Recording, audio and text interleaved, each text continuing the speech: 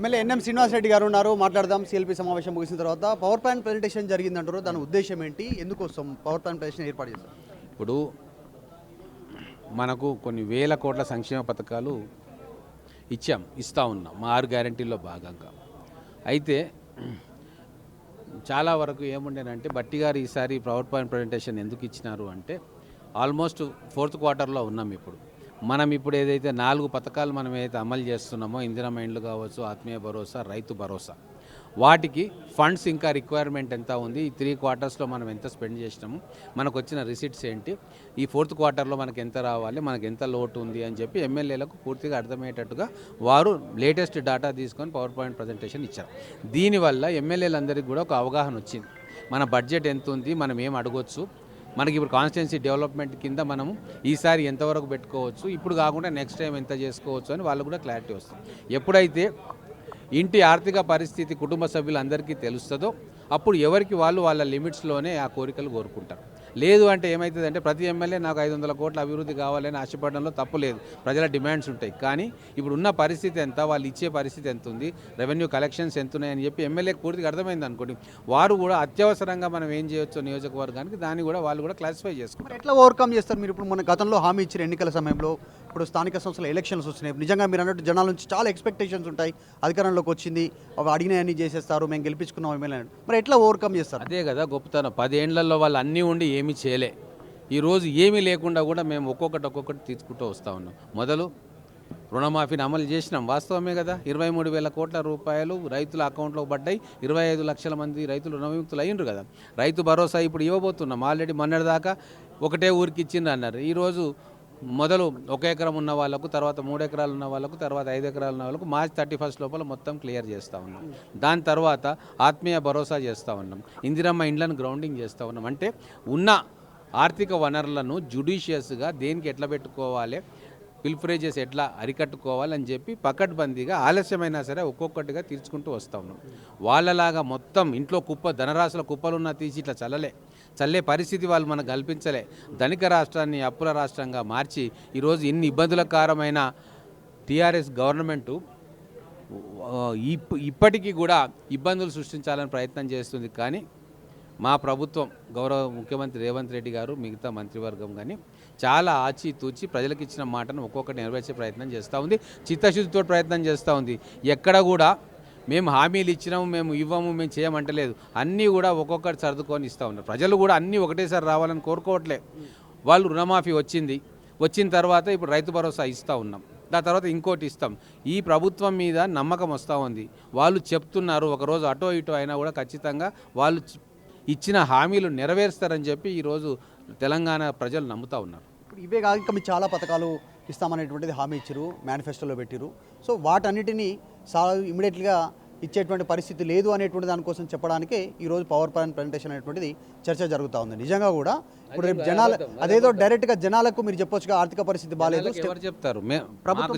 మాకు చెప్తే మేము జనాల దగ్గరికి పోయి చెప్తాం. మేము వచ్చి ఇంటర్వ్యూ ఇస్తే మీరు తీసుకుంటే జనాలు చూస్తారు. ఇది ఒక ప్రాసెస్. ఈరోజు 6 గ్యారంటీల అమలు అన్నీ ఒకటొకటిగా జరుగుతూ ఉన్నాయి. మేము చాలా హామీలు ఇచ్చినాం, ఒక్కొక్క హామీ కూడా నెరవేరుస్తాం. 55,000 ఉద్యోగాలు ఇచ్చినాం, ఇంకా 1,00,000 ఉద్యోగాలు ఇచ్చేది ఉంది. మా 2 లక్షలు ఇప్పుడే ఇచ్చేయంటే వేకెన్సీ రావాలి కదా. కాబట్టి మాకు చిత్తశుద్ధి ఉంది. మేము ఏ హామీలు ఇచ్చినామో అది ఖచ్చితంగా నెరవేరుస్తాం. మాకు 5 ఏళ్ల కాలం ప్రజలు ఇచ్చినారు. కాబట్టి ఏది అర్జెంటో, రుణమాఫీ అనేది రైతుకు భారం పడుతుంది కాబట్టి అన్ని పథకాలను పక్కన పెట్టి రుణమాఫీ క్లియర్ చేసినాం. ఆ రైతులు రుణముక్తులైనరు. నెక్స్ట్ రైతు భరోసాకు వస్తూ ఉన్నాం. తర్వాత గిట్టుబాటు ధర కోసం బోనస్ ఇచ్చినాం, ఎందుకంటే వడ్లు మార్కెట్లోకి వస్తుంటే బోనస్ ఇచ్చినాం. అట్లా ఎక్కడ ఏ అవసరం ఉందో ఇమీడియట్గా ఏం చేయాలనో ఒక ప్రియారిటీ ప్రకారం స్ట్రాటజికల్గా మేము చేస్తూ ఉన్నాం. మీ సమస్యలు సాల్వ్ అవుతాయని అనుకుంటున్నారా? ఇప్పుడు అధిష్టానం ముందు చెప్తా ఉన్నారు, ప్రాసెస్ చెప్తున్నారు. ఏమేమి సమస్యలు ఉన్నాయి, ఏం ఫేస్ చేస్తారు గ్రౌండ్లో ఎమ్మెల్యేలు కాంగ్రెస్ పార్టీ నుంచి? ఆర్థిక ఇబ్బందులే అనుకున్న ఫండ్స్ కావచ్చు, ఈ ఆర్థిక సంక్షోభంతో ఎక్స్పెక్టేషన్స్ కొద్దిగా తగ్గినాయి. కానీ ఈరోజు పవర్ పాయింట్ ప్రజెంటేషన్ తోటి బట్టి గారు మొన్నటిదాకానేమో లెక్కలు చెప్పేది, కానీ ఈరోజు యాక్చువల్ కలెక్షన్స్, యాక్చువల్ రిసిప్ట్స్, మనం ఎక్కడెక్కడ ఎంతెంత ఖర్చు పెడుతున్నాము, ఎంత ఖర్చు పెట్టాలి ఈ ఆర్థిక సంవత్సరంలో చాలా స్పష్టంగా 4th క్వార్టర్కి వచ్చినాం కాబట్టి మనకు అన్ని లెక్కలు కూడా తెలిసినాయి. కాబట్టి ఈరోజు జరిగిన మీటింగ్లో చాలా స్పష్టత ఎమ్మెల్యేలకు వచ్చింది. అంటే ఈ 9 నెలలు 10 నెలల కాలంలో ప్రభుత్వం ఎన్ని కోట్ల రూపాయలు సంక్షేమం కోసం ఖర్చు పెట్టింది, గత ప్రభుత్వం కంటే కూడా ఎంత గొప్పగా పేదల కోసం ఖర్చు పెడతా ఉంది, సంక్షేమ పథకాలను అమలు చేస్తూ ఉంది, దానికోసం ఖర్చు పెడతా ఉంది. భవిష్యత్తులో ఈ 3 నెలల్లో అంటే మార్చ్ 31 దాకా ఇంకా ఎంత ఖర్చు పెట్టాలి, దానికి రెవెన్యూ ఎంత తీసుకోవాలి, ఎక్కడి నుంచి వస్తుంది, ఇవన్నీ ఈరోజు పవర్ ప్లాంట్ ప్రజెంటేషన్ జరగకంటే ముందు వరకు మీరు నాకు సరైన నిధులు రావట్లేదు, ప్రభుత్వం స్పందించట్లేదు అనే దాంట్లోనే ఉన్నారు మొన్నటి వరకు. జనరల్గా ఎవరైనా సరే ఎక్స్పెక్ట్ చేస్తారు, నియోజకవర్గంలో బ్రహ్మాండంగా అభివృద్ధి జరగాలని చెప్పి కోరుకుంటారు, దాంట్లో తప్పు లేదు. అయితే ఎమ్మెల్యేలకు కూడా ఖచ్చితంగా మనకు వచ్చే రాబడి ఇంత ఉంది, మనం తీసుకునే ఒకవేళ బయట నుంచి బారోయింగ్ చేసుకుంటే ఇంత వస్తుంది అని చెప్పేసి ఒక ఫ్రేమ్వర్క్ ఈరోజు వచ్చింది.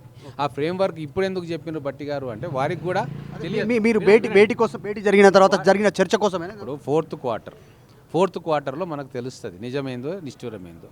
బడ్జెట్ పెట్టినప్పుడు బడ్జెట్ ఎస్టిమేట్స్ అంటాం, అంటే మనకు వస్తుంది అన్న ఆశతోటి కేంద్రం ఇంత ఇస్తుంది, ఇక్కడ నుంచి ఇంత రెవెన్యూ వస్తుంది అని చెప్పి ఒక బడ్జెట్ ఎస్టిమేషన్ వేసుకుంటాం.